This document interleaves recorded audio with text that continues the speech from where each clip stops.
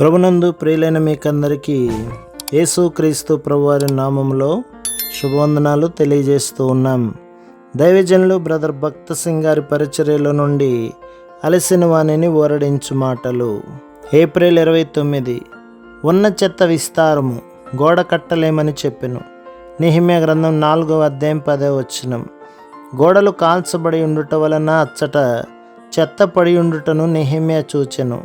బలమైన గోడ కట్టబడవలెననిన మొట్టమొదట చెత్తంతటినీ తీసివేయవలెను.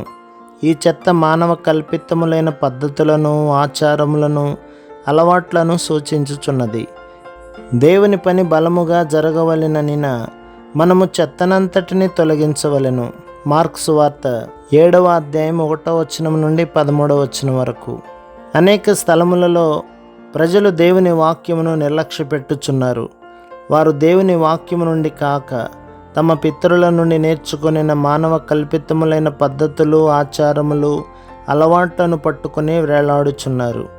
దేవుడు కొందరిని కాపరులుగాను, కొందరిని సువార్థికులుగాను, కొందరిని బోధకులుగాను ఏర్పరచుకొనెను. ఆయన వారిని పిలిచిన ఎడల వారిని నియమించుకొని సిద్ధపరచుకొనును. కొన్ని సంఘములలో స్థానముల కొరకు ఆశించిన వారు దేవుని ఇంటిలో కలహములు, విభజనలు, గుంపులు అను చెత్తను తీసుకొని వచ్చుట చూచుచున్నాము.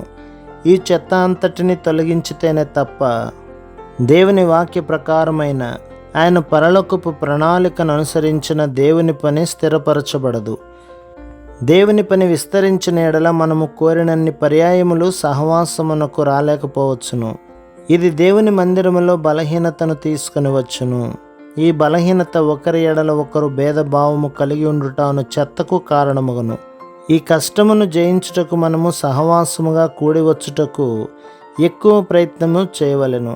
పరిశుద్ధ సమాజ కూడికలు, ప్రత్యేక కూడికలు ఆయా సమయములలో ఏర్పాటు చేయుటకు గల కారణము మనము సహవాసంగా కూడి వచ్చుట కొరకే.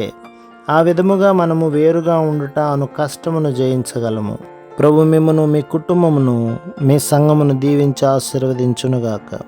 ఆమేన్.